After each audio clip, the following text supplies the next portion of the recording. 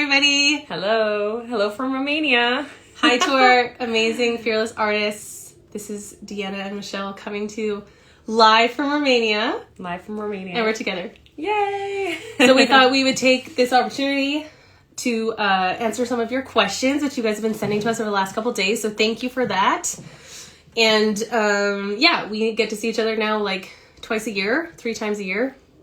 Which is not bad. Not bad for me living in the States and Michelle in Europe. I disagree. It's not bad. I'm already offended. We used to see each other every 2 months.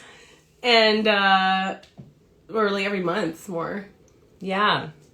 So if you don't know us, we're North Americans who moved to Europe, and on our first website we wrote we lived to tell the tale, which I thought was hilarious. Lived to tell the tale. We lived to tell the tale. I live in the Netherlands. Deanna lived in Paris 10 years, and now she just moved back to the States like a year ago.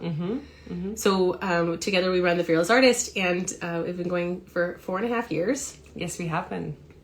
And so here we're going to answer all your questions about TFA and how to help fearless freelance artists to build the career of their dreams, and how we can continue to help musicians pursue the opportunities that they have in front of them. Because what do we believe at TFA?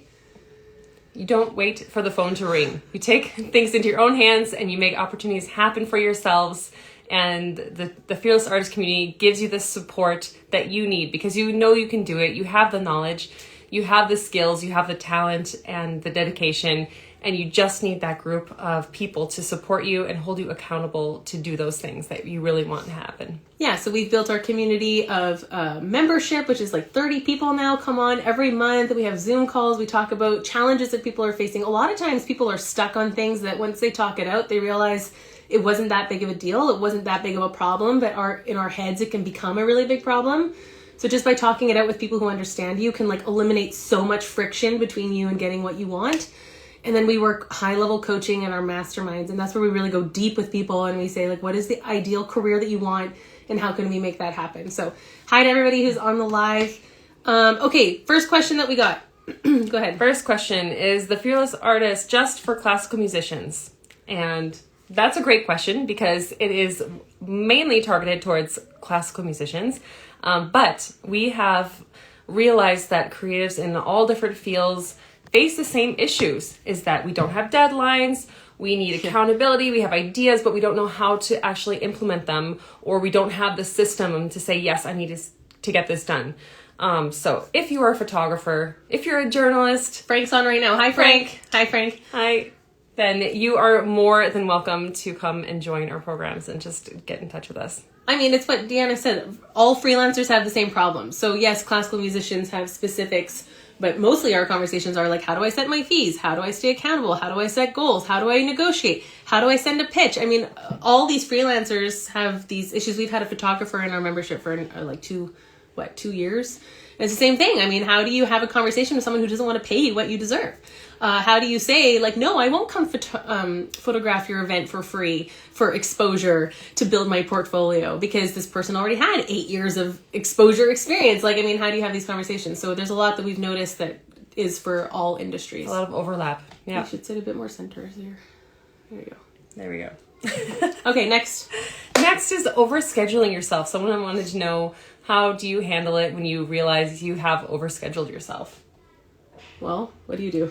Well, what I do, I try and learn from it, because, I mean, you can't exactly back out in the moment, but you can realize how could I plan this for next time? Like, how can I save my energy?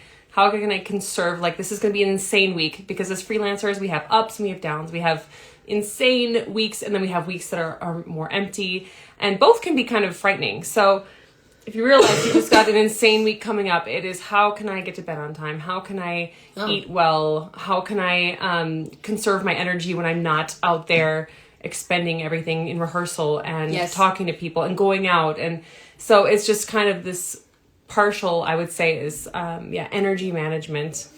That's crucial. I think I agree with that. When I'm overscheduled, which unfortunately has been a lot this last 6 months, I try to simplify as much as possible. So like, I am not cleaning my house. I hire someone to clean my house. I don't cook like I used to cook. I have pre-made meals, or I grab salads, or I make juices or whatever, like something quick and easy and repeatable and very limited. Like what you said, do not expend energy anywhere where you don't need to expend energy. I have 2 assistants who are helping me with content creation and bookings, like hotels and trains. So I delegate as much as possible.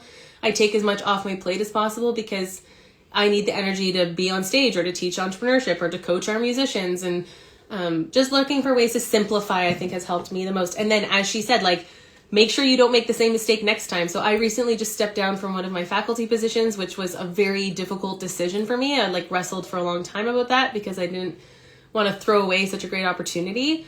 But I just realized something had to go. And I'm going to do a podcast episode about this, about burnout, because I was crying every day at some point in February, March. It was low. It's definitely overscheduled. I was overscheduled. Yes. Okay, we have a comment.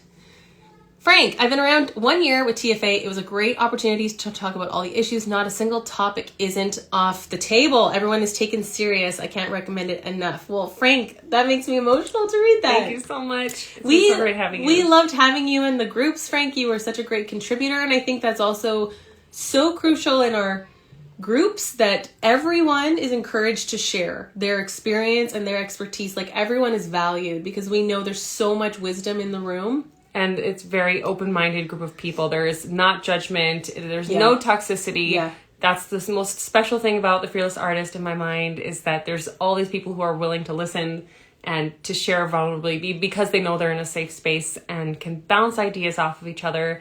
It is so encouraging to see everyone like that.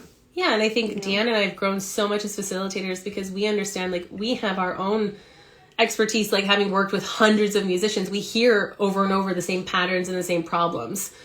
So we can recognize, oh, this person thinks that they're the only person struggling with this, and they feel so embarrassed that they have this problem of procrastination or putting off their goals or whatever it is. And we're like, you know what? Don't worry, because we literally hear this all the time. Yeah. And we experience it ourselves too. We know exactly where you're coming from, because Michelle and I are both performers. I'm building my teaching studio for the fall, and she's teaching on faculty, and we're managing all the things and running the Fearless Artist at the same time. I think we just answered the next question. One thing you're proud of. I'm so proud of this culture. And I think our fast forward... I'm going to cry. I'm just going to start crying. I'm so emotional. No, our fast forward community, we have gotten feedback lately that people have said, if I feel the growth of the fast forward community and how people are really stepping up, they're supporting each other through Instagram. We haven't met live, but they are so supportive, not only during the meetings, but throughout the month. We stay in touch on Slack, and people say, who can recommend this for me? Or what products do you use? Or can someone give me feedback on my business cards, my website? So it's just this amazing place that you can come with any question, and people will respond to you and support you. Yeah, that's what I'm proud of. Yeah. I 100% agree. I'm so proud of our culture that we've built. From the beginning, we've always said this is a safe place to be vulnerable and share, and without judgment, without comparison. We're really trying to get rid of this toxic culture that we have both noticed in the classical music industry. A lot of ego, a lot of comparison, a lot of trying to edge each other out. That's not what we're about. And that, I think what I'm most proud of is the social media sprint program that we just came out with in the last 2 months ago.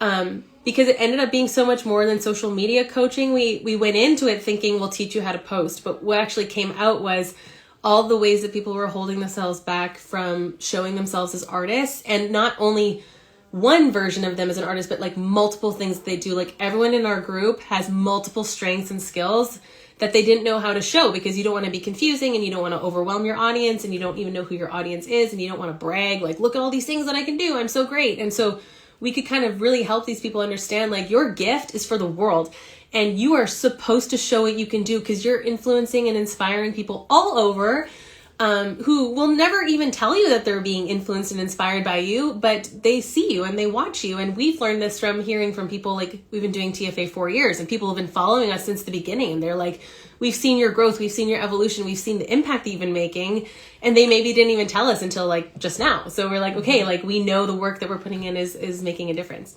Absolutely. Yeah. So what time is it? We are in Romania, so it is currently noon. Yes, it is. And it's a beautiful day. It's sunny. Yeah, we have a view of the mountains right here. It is gorgeous. Yeah. Next question we had, what's the hardest thing working long distance? Which is funny kind of because we have always worked long distance, right? From the Netherlands to Paris, that was the beginning. So we have been an online company 100%. When I moved to the US, the only thing that changed is the time zone, right? Like that's it, because everything was already online. We do our work sessions online. We have meetings online. Everything has been online. So what would you say is the toughest thing about working online? I mean, in a general sense, it's just like when you go so deep with someone, you really want to make sure that communication and the airways are always clear. And sometimes we've had to make difficult decisions, or like, you know, you get a lot of emotion involved because we both care so much about TFA. We care deeply about the people that we're working with. We've never had like a serious disagreement. I think it's always just like we're trying to figure out what to do. And sometimes it's just really easy to be like, we're in person and we spend, when we have the opportunity to spend time together, it just feels like we bond so great, and it can kind of like keep that energy going, so that when we are on like a Zoom call and it's cutting out and you can't quite hear the other person, it's like, no, like I know her intention, I know what she's trying to say. Like our communication is much smoother from the times that we have spent in person. So I guess it's just like building on that relationship that we've built. Right. Yeah, probably. Because otherwise it's not too hard working. No, it's super like, easy. I can't even think of another thing. I don't think hard there are about any issues. I was initially worried about the time zone because we used to work every morning at 10 a.m. But I realized I'm not great in the mornings. I'm a little bit cranky. I'm a little bit anxious. I'm thinking about all the things I'm behind on. It's good for us in the evening. So by the time it's 5 p.m. on my end, we're working, and I've been able to like practice a few hours. I went to the gym. I've like walked the dog. I've done my stuff. So now I can focus on like admin. And that's another question that somebody asked me. We should skip to there. Sure. Yeah. Yeah, and I like working in the morning. I like, you know, we have certain times of the day. Where was it? Which one was that? Well, I was going to say administrative versus artistic. Oh, yeah. Yeah, we hear this topic come up all the time. People ask, how do you separate all of the administrative things you do, your admin hat versus your performing hat? And how do you get everything done all the time? Because what we've realized in school, I don't tell you how much you are going to be doing the invoices, the emails, the everything not related to actually playing your instrument. And it's an incredibly large amount, right? So that is definitely a question we get all the time.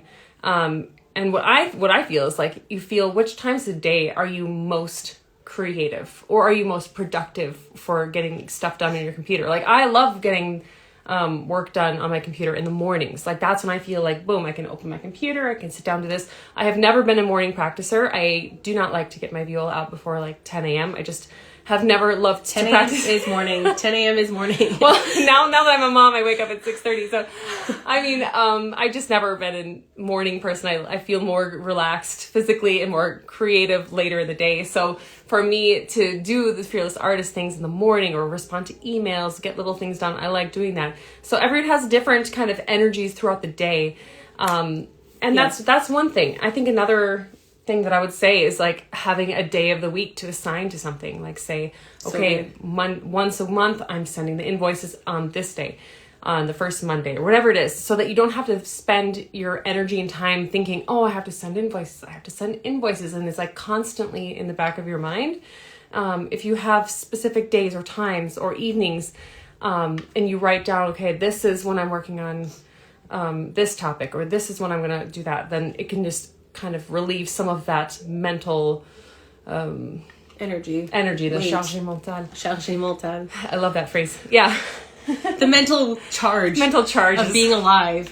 For me, it's like, because I've been performing probably 10 nights a month now, from like 4 or 5 p.m. I switch into like performer mode. So I think it's really about like, what hat am I in right now? So if I get a text message from like one of my assistants, or like a TFA client or anything like that, and it's after 5 p.m., I'm like, that's getting pushed to tomorrow, because I'm not in that brain anymore. And in the past, I've like struggled so much with like trying to do everything at once, and like grabbing my phone and answering all the messages, or like flipping back and forth. And I've had a number of people tell me like, whoa, you gotta focus. And I'm like, no, I can do it. And I need to do it because I have so much coming in, you know, and then your brain is switching all the time, switching tasks. So I love, it's like being present in the thing that you're doing. I've had to learn so much. Like, it's okay to be like, I read the text and I don't answer it right away. Like, I've had students text me like, where are my grades? Where are my marks? And I'm like, oh my gosh, like, I know that I need to do that, but I cannot do it right now because I'm about to go on stage and I can't And I'm sure if they knew that they were texting me at that moment, they would feel like,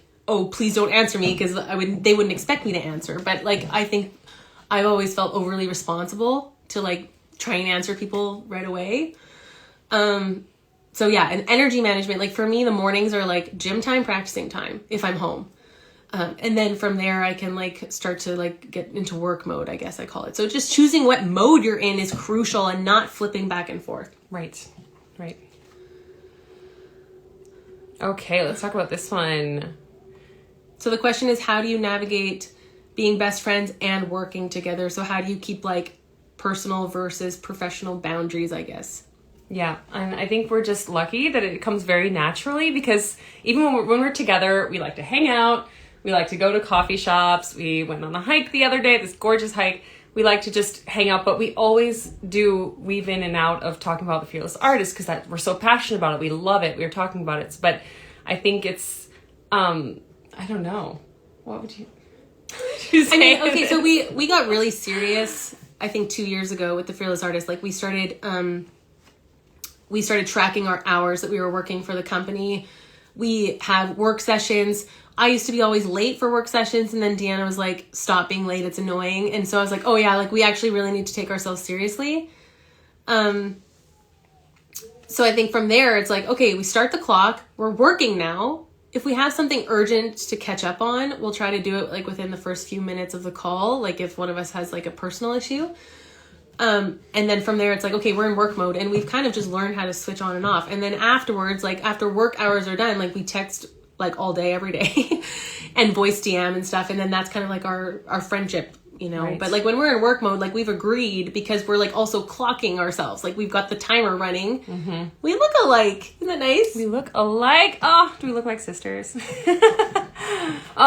So I just thought of something too that was kind of related to the time zone difference and stuff. And sometimes it'll arrive that I'm working in the evening. I know it's like in the middle of the night for her, or maybe she's just going to bed, and I have a list of important questions. What I'll do, I will WhatsApp them to her, and then I'll either tell her or hope that she knows. We've talked about it enough times that now. These are for the next day. These are for when you have time. Like I know she's about to go on stage, but I have to just get this down because I've just have this on the top of my brain. I need to make sure it doesn't get forgotten. So I will WhatsApp her serious like work questions, and then she knows, okay, this is for next time I'm in that work mode, and I can sit down and work on it. So we have this kind of system too, where we can reach out to each other for important Fearless Artist related things at any time. Yet we know, okay, we don't have to respond to that right away. We can do that next time. I guess we've just had like a lot of communication with like what we expect from each other, what we need from each other, and like what does it mean if you text me a list of things and I go into panic mode because I'm like, I need to fix all of this right now, and she's like, no, like that's not what I mean. And so we've talked a lot about that kind of stuff. That can be complicated, but we always work through that. Okay, wait, Frank is asking, how often do you both solve the same problem, like finding structure, getting annoying things done like taxes, and organizing ourselves? We almost never solve the same problem. We say, whose job is this? Whose role is this? Is Does this he mean for the company or for us personally? Oh, yeah, Frank, what do you mean? If it's for the company, then we say, okay, finance tracking, that's my job. Or content, that's Michelle. So we have very defined roles within the company so that we're not both, working on the same thing. Yeah. But in terms of personal, as like personal artists, I think everyone has to figure out for themselves what's going to work. Like Deanna and I handle things very differently in our personal lives, and I think we learn from each other too, because we do approach things differently with that. But that's the point, is that you can share with each other how you're addressing a certain issue, and then you can give each other solutions. All right. Somebody asked about figuring out logistics, such as, let's say you're selling items on your website. And if I understand the question correctly, like you need to have terms and conditions for selling products on a website.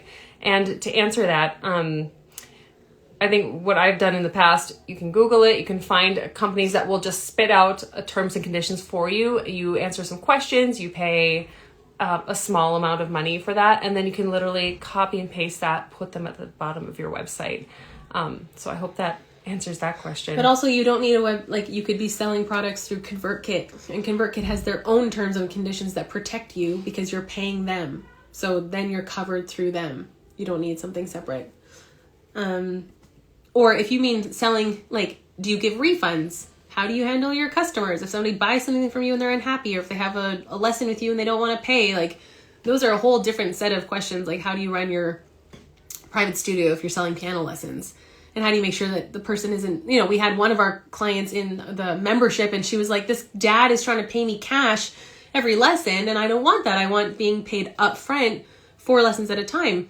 But she was using WhatsApp to talk to him. And so we were encouraging her, like, hey, find a more professional way to address this with him so that it's not so casual. So, like, these are the kind of things we talk about in our membership with people. And this is why it's so great, because people can bring specific questions and be like, I don't know how to deal with this problem. And then we can help them figure out what to do, and then they earn more money, which is the whole point of also being in the membership, because we're trying to help our musicians earn more money and earn what they deserve. Absolutely.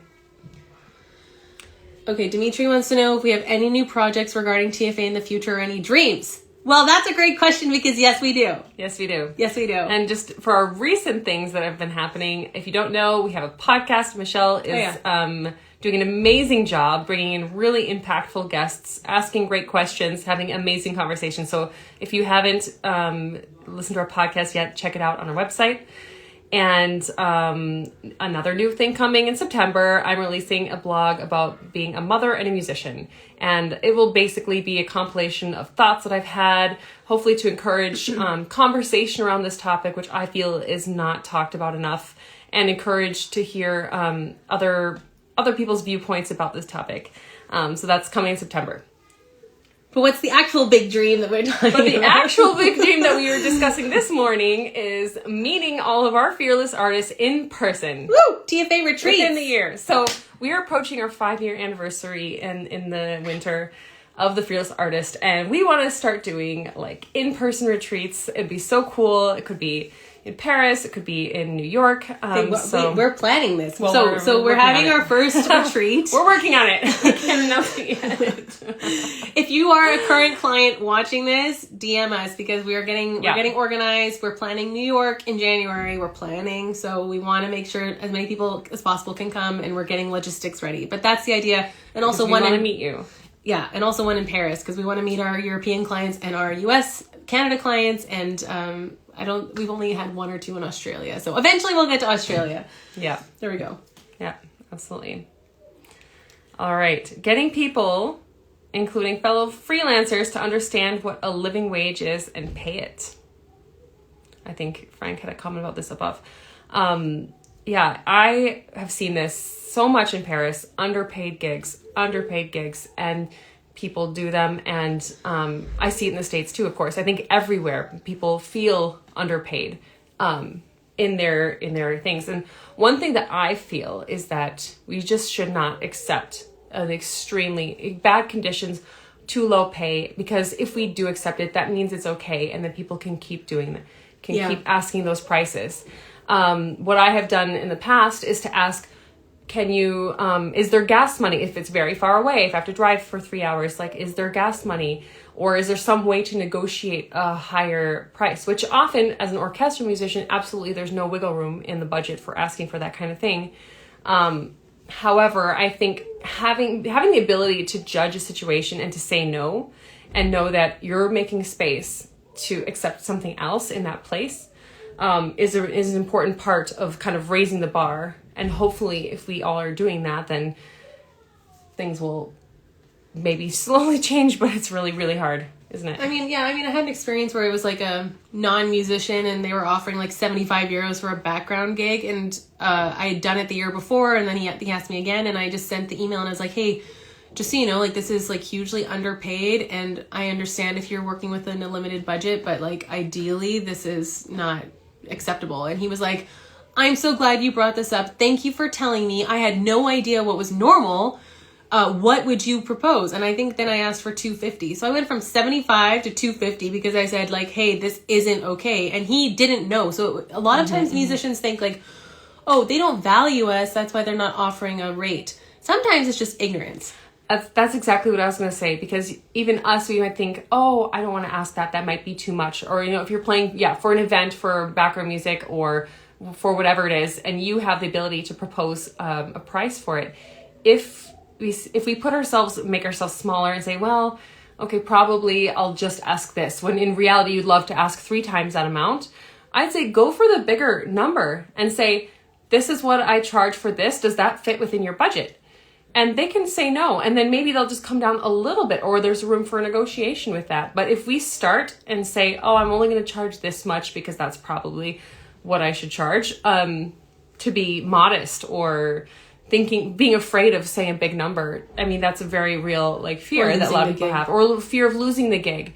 I think there's definitely strong communication and confidence skills that we can develop so that you can ask for that higher price in a professional way while kind of hinting that there is room for negotiation, or asking if there's room for negotiation. I think also a lot of times musicians don't realize it's our job to educate people. So if you can say to them okay, I'm coming to play a funeral for an hour, so you think I'm earning $500 for an hour, but actually I'm preparing these 4 pieces that are new for me, so that's going to cost me this much practice time at home, plus the travel time, plus the gas. But if maybe you need to kind of walk the client through where the price is coming from, right? That helps them understand, because then they are not thinking you're pulling a number out of thin air. You're actually showing them actually, if I show you per hour what I'm earning to do this, it's a normal, wage that they would be able to relate to. So sometimes, a lot of times, musicians just need to educate and explain a little bit, and then people are more open. And, absolutely. Yeah. Are you making arrangements for this background music gig? Are you buying scores for it? How much do you want to get reimbursed for that? And your time for making the arrangements and for all of that. If you break it down, like Michelle said, that could be extremely eye-opening for them to see. Yeah. Oh, okay. Yeah, they definitely deserve this. And then getting them on your side. And don't be afraid to lose the gig, because I recently had this where the guy, I quoted him $1,000 for 2 musicians, and he was like, that's way out of our budget, blah, blah. And also with boundaries, it's just learning the other person's emotional reaction has nothing to do with me. So the fact that this guy exploded and blew up, that's actually not my problem. That's him. And then I came back to him and I was like, okay, I understand that's too high for you. What is appropriate for you? And then we ended up coming down to I think $600 or $650. And for me and the girl I'm doing it with, that was okay for us, because it's background music and whatever. So then we could decide. And I think what we try to help our musicians understand is as long as you're in control and you're not feeling taken advantage of, then you can accept free gigs. You can play for free if you know it's going to give you access to a new network, a good venue, amazing musicians to work with.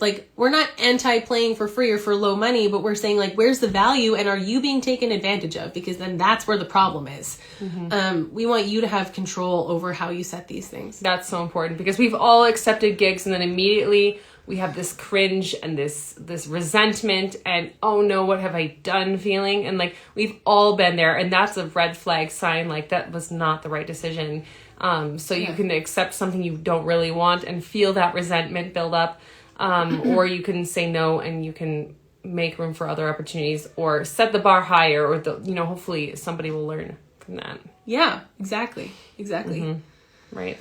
So that was kind of negotiation. Yeah, exactly. And I just want to finish by saying I used to accompany in a vocal studio, and I made $20 an hour cash, and at that time that was a really big deal for me, and that was great income, and I learned so much doing it, and there was a lot of reasons why it was a good idea. But then eventually we started TFA, and I was like, oh, I need those hours. And we weren't earning $20 an hour doing TFA. Everything we were investing was just free. We were just pouring hours and hours into getting this off the ground, creating content, finding people, learning how to sell, learning how to create offers and programs that would help people. So I kind of played the long game, and I was like, I know that eventually the return on this will be much higher than me trading hours for $20.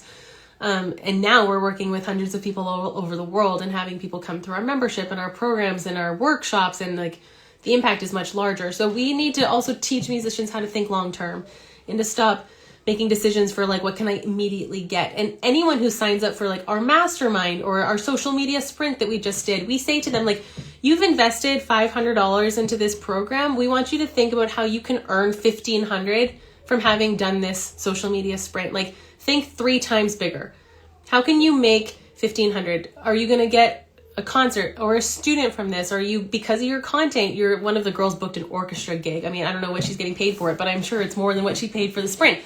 Would she have gotten that orchestra gig without the sprint? Who knows? But the content that's reinforcing this image of her as being a performing artist, I mean, that is only working in your favor.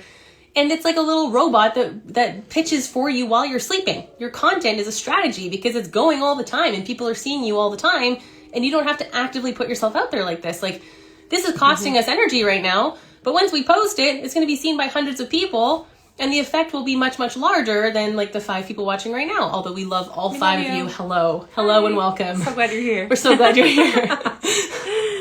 Yeah.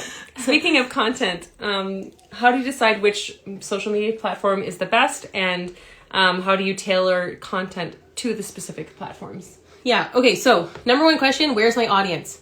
Where are the people that I'm trying to reach? Are they on Instagram? Are they on Facebook? Are they on TikTok? That's how you start to decide. What am I selling? Am I selling lessons? Okay, that means I'm probably selling to the parents of the small children. Where are those people? I mean, Deanna just got a job teaching, and they want her to make posters and hang posters. Was it hanging or digital? Oh, it was going to be a digital. It was going to be a digital poster, but I got so many responses I didn't need to make a poster in the end. Okay, well, sticking with the example, the digital poster is getting emailed out probably, Yes, or posted on their Facebook page, because why? The parents are on Facebook. I run a concert series. We run ads on Facebook. Why? Because people with gray hair are on Facebook, right? So yes, I'm on TikTok personally for my own brand, but that's because I'm trying to build awareness around like me as a performer and a singer-songwriter and building my brand there. So you need to ask yourself, who is my audience? Where do they hang out? On what digital platform? And create content from there. I make Instagram my number one place, and then I often reshare things to TikTok. In terms of tailoring things, there's a lot of trends that will start on TikTok first, and then like 3 weeks, 4 weeks later come over to Instagram. So we'll try to jump on trends first on TikTok. And by we, it's because I have someone helping me with content. And like TikTok's a little bit more unhinged. It's a little bit more raw.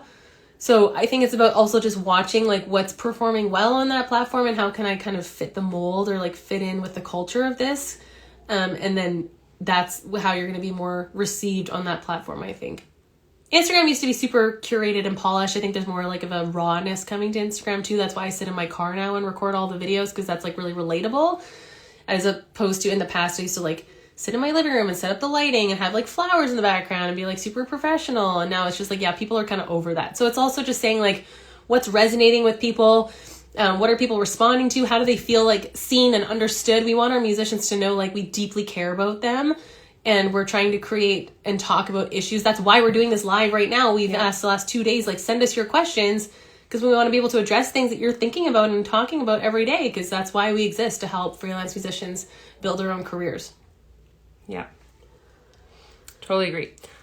This one, does being attractive boost your social media game? Well, first of all, thank you for this question. Thank you. Thank you to our person who sent it. Does being attractive boost your social media game? I think so let's say attraction is, let's frame it as energy. Okay, so what's attractive to you about a certain person? It's like personality, number one. Personality. Like, it's absolutely personality. Is your personality shining through?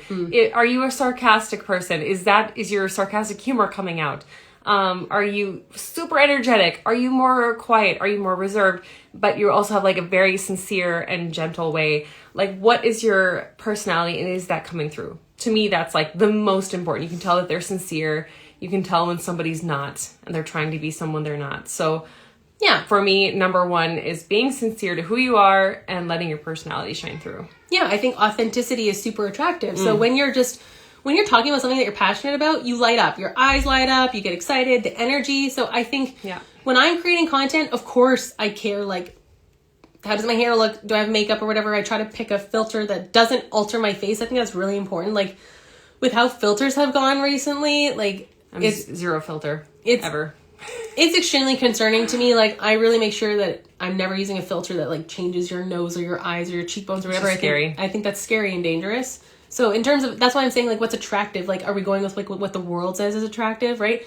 Or are we just saying like, we believe that when you're authentic and when you're passionate and when you care about something, that's attractive. And people are going to pay attention that you have something to say. So that also ties into your confidence. And I have a business coach, and I was doing some content around our mastermind, I think a couple years ago. And I was sick and I was a little bit low and I wasn't really sure about what I wanted to say maybe, or I was feeling maybe discouraged, because I think when we started The Fearless Artist, we didn't realize like how much of our job would be educating musicians about the importance of investing in yourself.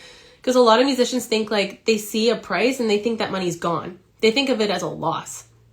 Instead of thinking like, by being in this group of people, by having these kind of people around me, they will change how I think, and I will start to look for opportunities, and I will start to see possibilities, and I will earn more because I'll attract more income and opportunities and concerts and students, and I'll learn how to retain, and I'll learn better business skills, and I'll learn better communication skills, and I'll learn how to build an audience, and I'll learn how to sell.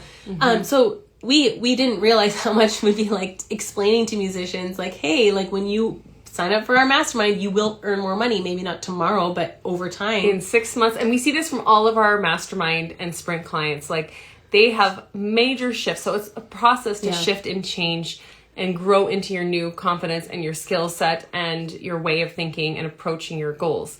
And so we have seen from so many of our clients that they, like 6 months from now, 1 year from now, suddenly they're performing all over the city, or they're starting to get actual students from having been posting on Instagram, from changing their strategy with that they worked with us on it. We have seen musicians with huge potential. Negotiating, getting more money for the same gig that they wouldn't have gotten. Negotiating, or saying, I'm not performing as much as I want to. I want to compose more. And then suddenly, boom, they have a recital. We have one of our clients who just gave this gorgeous recital, sold out all of her tickets. She handled everything. And all of this was like thanks to the accountability of the mastermind. And we are so thrilled to see this kind of results. Yeah. Return on investment. I mean, I don't know what she was selling tickets for, like 60 seats times $20.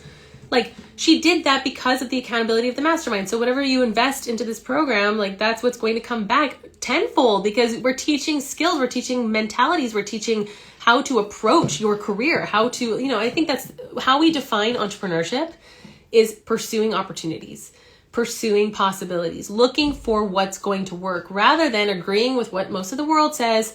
Musicians need to be starving. It's going to be hard. Working is difficult. Like, oh, why would you choose that career?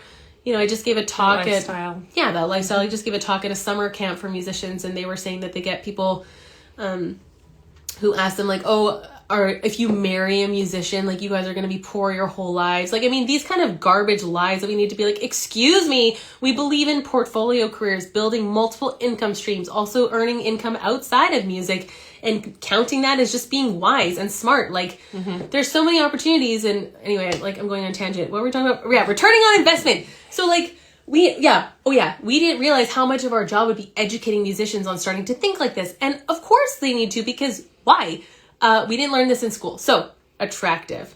What makes you attractive? Being attractive is energy, personality, shining through, authenticity. And then, of course, when you go on stage, you make sure you look nice. Like, you do your hair, you put on your earrings, you stand confidently. So we always teach, like, this is the digital stage.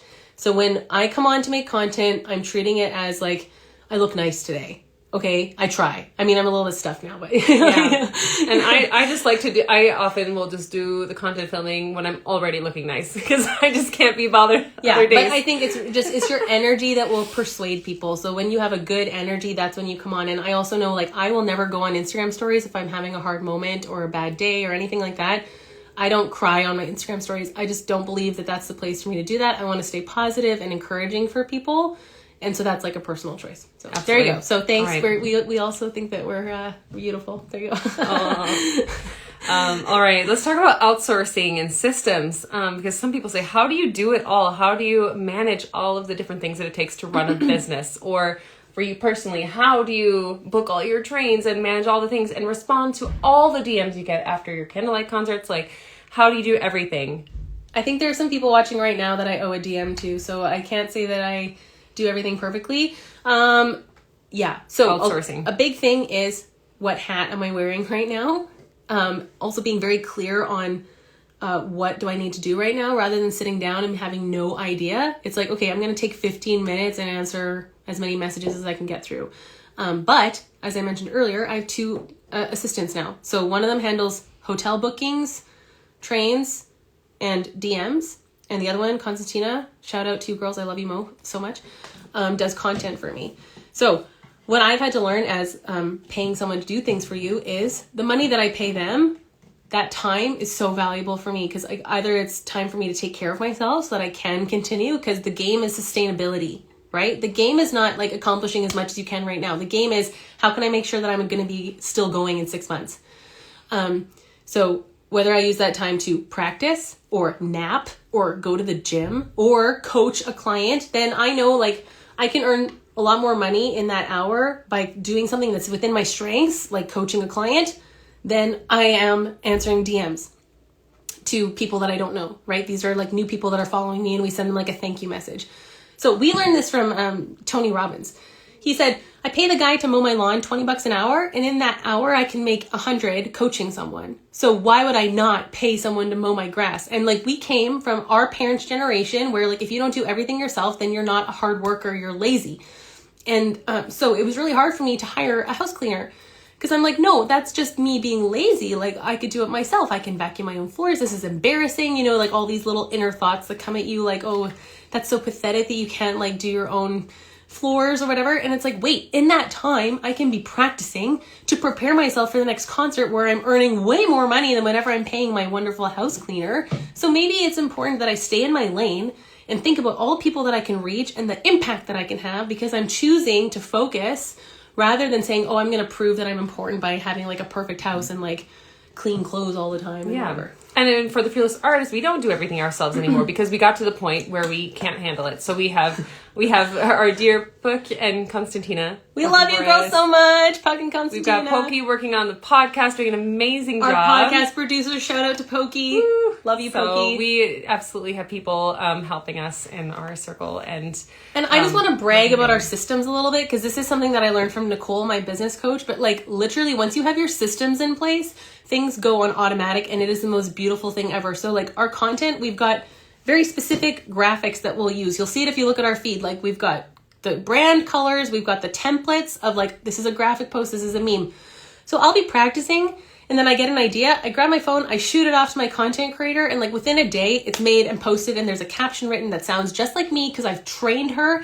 This is how I think, this is how I would write this is how I would sound. And I give very specific feedback, and I tell her like, hey, I'm going to be picky because you're representing me. I need it to sound as if I wrote this. So this is called teaching someone your brand voice. And hi, Mom. Oh, my mom's here. Hi, Mom. Oh, I love you so much. I need to call you. We're in Romania. my mom doesn't even know where I am. Okay. Mom, what are you doing awake? It's like 3 a.m. there. Oh my gosh. Okay. Yeah. Sorry. We'll chop this out. But another thing too is like for everybody, if you have a lot of things that suck a lot of your time and energy for the admin stuff, what can you automate? And if you're not going to hire someone to send your invoices or something. So for me, for teaching, for example, I'm having a monthly fee that they pay per month. I've averaged out the number of lessons in the year, and then there's a monthly fee. So there is going to be a recurring automatic payment. So I don't have to chase down all of the parents of my studio. I have to send an invoice, and how much is it this month? And did someone miss a lesson? No, it's just going to be the exact same price every single month. So what can you take right now? What emails can you schedule send just to make things more automatic and more efficient? Yeah, automate, eliminate, delegate. So Deanna's talking about automation. That's super important also for our membership. We have people, once they sign up for Fast Forward, they're automatically debited every month. So she doesn't need to go down and ask people like, hey, your invoice is unpaid. Eliminate. A lot of things we think are important are actually not. So that's what we work on in our mastermind, like asking people, where are you seeing the most impact? Where are you spending your energy that you see the most results? And how can you do more of that? And then delegating. Who can answer your messages? Who can create content for you? Who can book trains for you? And then learning to give really specific feedback as you lead people so that you get the results that you want. And that's something that I've had to learn personally, because it was really hard for me to be picky with people because I didn't want to come across as like too strong or dominant. Yeah, exactly. That's it. Okay. I think we made it through all the questions. We made it. Any final thoughts? Just want to say how great it is to see those of you who have joined us today, and we can't wait to see you all. And we're going to be doing another video in just a moment about our social media sprint, because this is our newest sprint, and we just finished an amazing group, had an incredible time, and we want to tell you more about our upcoming one in September. Yeah, thanks for watching all the way to the end. Thanks for watching. Please let us know in the comments what stuck out to you, what helped you the most. We love hearing from you. We love hearing about what's going on in your lives and how you're pursuing the dreams on your heart. And we just really want to encourage you that you have a place to share your gift with the world, that you don't have to compete against anyone else because you are so unique. And I used to roll my eyes at this kind of garbage and be like, oh, that's so dumb. But no, it's true because you have a unique skill strength that no one else does, and we need you. We need you to share what you have. There are people around who love what you do, and yeah, we're just really excited. We're so glad that you're here. So thanks for being here, and we'll see you guys very soon. See you soon. Bye. Bye-bye.